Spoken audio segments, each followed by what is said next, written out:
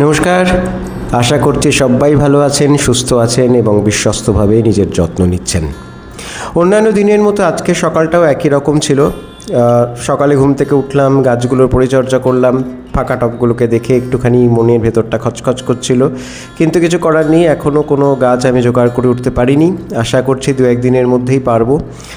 আর গাছগুলোতে জল দিলাম, এদের কিছুটা পরিচর্যা করলাম, করে আবার রোজকার রুটিন মতো চা খেয়ে ছাদে গেলাম। ছাদে গিয়ে ছাদের গাছগুলোকেও কিছুটা দেখাশুনো করে চান করে ঠাকুরঘরে গিয়ে শুরু করলাম দিনের কাজ।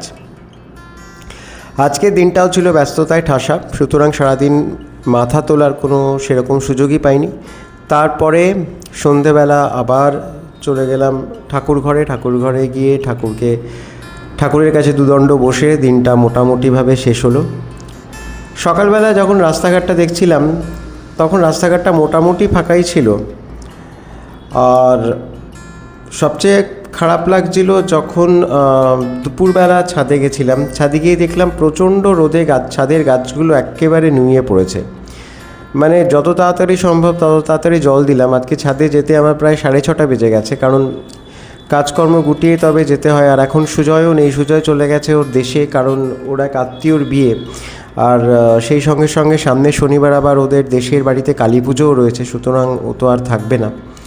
সন্ধেবেলা ঠাকুরঘরে আসলাম, ঠাকুরঘরে এসে ঠাকুরকে সন্ধ্যের প্রদীপ দেখালাম। তারপরে চলুন কিছুটা নিজের আড্ডা মারি। নমস্কার। এখন টিভি খুললে বা রেডিও খুললে সবার আগে যে খবরগুলি নজর কাড়ে সেটি হচ্ছে সারা রাজ্য জুড়ে যেন একটা এই ধোয়া মোছার কাজ চলছে।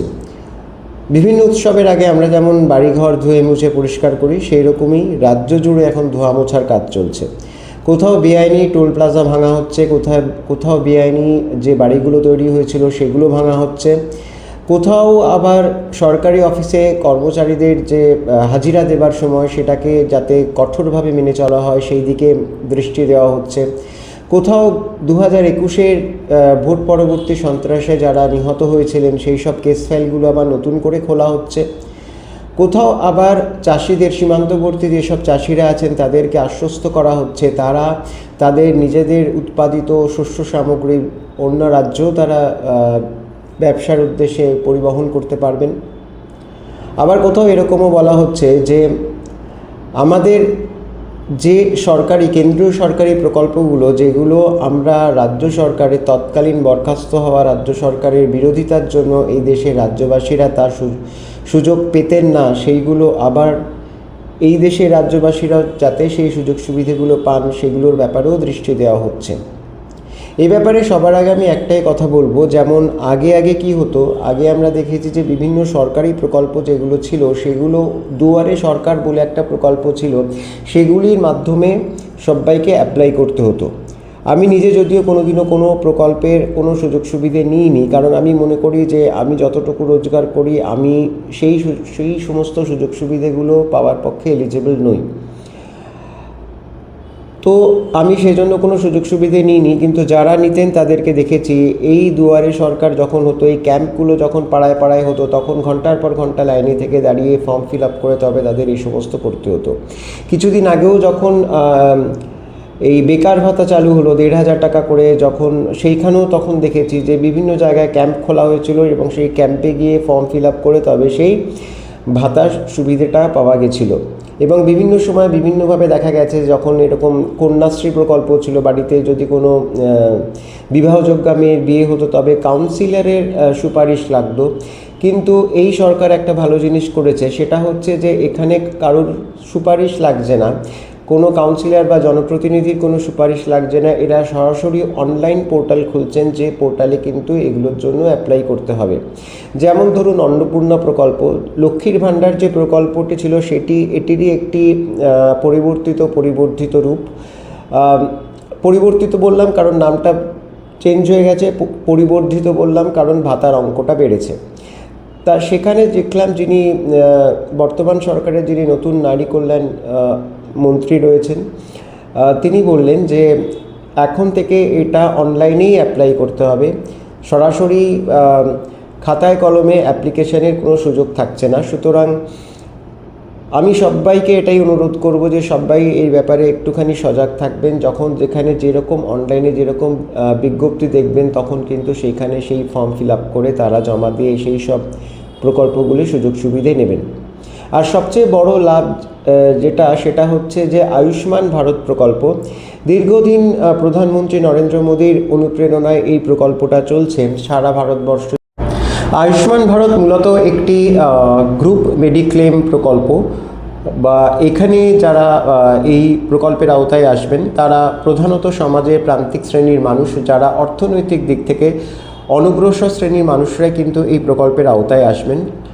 আর আরেকটা জিনিস রয়েছে, অনগ্রসর বলতে আমি যেটা বোঝালাম সেটা আমি কিছুটা ডিফাইন করছি। আমি যতদূর জেনেছি বা পড়েছি এই প্রকল্পটার ব্যাপারে, সেটা হচ্ছে যে যারা গ্রামে থাকেন বা গ্রামে কাঁচা বাড়িতে থাকেন বা এক কামরার ঘরে থাকেন, যাদের পরিবারের মধ্যে কোনো উপার্জনক্ষম কোনো ব্যক্তি নেই, বা যেসব পরিবারগুলো মানে কেবলমাত্র মহিলাদের দ্বারাই পরিচালিত, সেখানে উপার্জনক্ষম কোনো পুরুষ সদস্য নেই, সেই সমস্ত মানুষেরাই এই প্রকল্পের সুযোগ সুবিধে পাবেন। এছাড়াও শহরাঞ্চলে যারা বাস কন্ডাক্টর, বাসের ড্রাইভার, যা পরিবহনের যে সমস্ত কর্মচারীরা আছেন, যেসব মানুষজনেরা সুইপারের কাজ করছেন, অর্থাৎ শহর পরিষ্কারের জন্য যেসব মানুষজনেরা কাজ করছেন, যেসব মানুষজনেরা আপনার হকারি করছেন, যারা জুতো সেলাই বা ওই জাতীয় কিছু মানে কোনো পেশার সঙ্গে যুক্ত, তারাও এই প্রকল্পের আওতায় আসতে পারবেন। এবং জাতি ধর্ম নির্বিশেষে সবাই এই প্রকল্পের অন্তজ শ্রেণীর মানুষেরা বা অর্থনৈতিক দিক থেকে অনগ্রসর শ্রেণীর মানুষেরা, এই কথাটাই বোধহয় ঠিক, অর্থনৈতিক দিক থেকে অনগ্রসর শ্রেণীর মানুষেরা এই প্রকল্পের সুযোগ সুবিধে পেতে পারবেন। সেই সঙ্গে সঙ্গে যাদের বাড়িতে 70 কোনো বয়োজ্যেষ্ঠ ব্যক্তি রয়েছেন, আমাদের প্রত্যেকের বাড়িতেই আমাদের প্রত্যেকের বাবা মারা রয়েছেন, তারাও কিন্তু এই প্রকল্পের আওতায় আসবেন। সেখানে কিন্তু কোনো আর্থিক মাপকাঠি বেঁধে দেওয়া হয়নি, অর্থাৎ আমার পরিবারে যদি আমার 70 বাবা মা থেকে থাকেন, তারাও কিন্তু এই প্রকল্পের সুযোগ সুবিধে পাবেন, আমার ইনকাম লেভেল যেটাই হোক না কেন, তো তারাও এই সুযোগ সুবিধাগুলো পাবেন। সুতরাং একটু চোখ কান খোলা রাখবেন। আর আমার একটা বিনীত অনুরোধ, সেটা হচ্ছে যে আপনার আশেপাশে যদি এই ধরনের কোনো মানুষজন থাকেন যারা এই প্রকল্পের সুযোগ সুবিধা পেতে পারেন, প্লিজ তাকে সাহায্য করুন তার নামটি এনরোল করানোর জন্য, যাতে তিনি এই আয়ুষ্মান ভারত কার্ডটি পেতে পারেন। এবং সেটা পেলেই তবে তিনি এই সুযোগ সুবিধেগুলো পাওয়ার জন্য নিজের নামটা অন্তর্ভুক্ত করাবেন, এবং সেটা তার প্রমাণপত্র। আমি কেন এই কথা বলছি, সেটা হচ্ছে যে এই প্রকল্পগুলো কিন্তু আমরা যে সরকারকে যে আয়করটা দিই, সেই আয়করের টাকাতেই কিন্তু এই প্রকল্পগুলো চলে।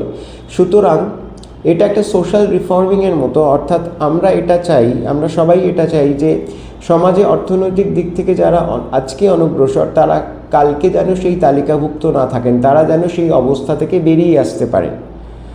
দেশের উন্নতি, অগ্রগতি, তার আর্থসামাজিক উন্নতি, তার পরিকাঠামোগত উন্নতি, তার সামরিক দিক থেকে স্বাবলম্বী হওয়ার যে অগ্রগতি, সব কিছুর জন্যই কিন্তু আমরা ট্যাক্স দিয়ে থাকি।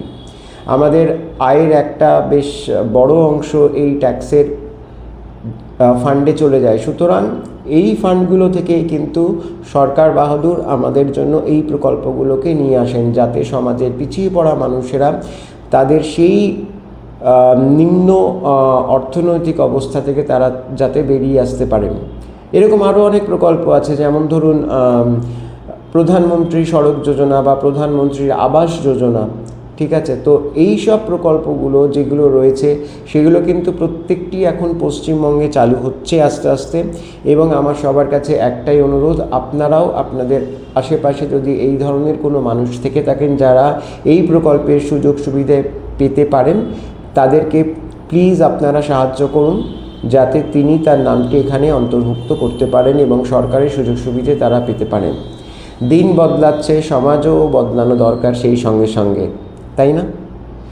তো কারা কারা আপনাদের আমার এই বক্তব্যের সঙ্গে একমত, প্লিজ আমাকে কমেন্ট করে জানাবেন। আর আমার এই চ্যানেল যদি আপনাদের সত্যি মনে হয়ে থাকে যে আমার পাশে আপনাদের থাকা উচিত, তাহলে দয়া করে চ্যানেলটি সাবস্ক্রাইব করে আমার পাশে থাকবেন। তাহলে আজকে এই পর্যন্তই। নমস্কার, সবাই ভালো থাকবেন।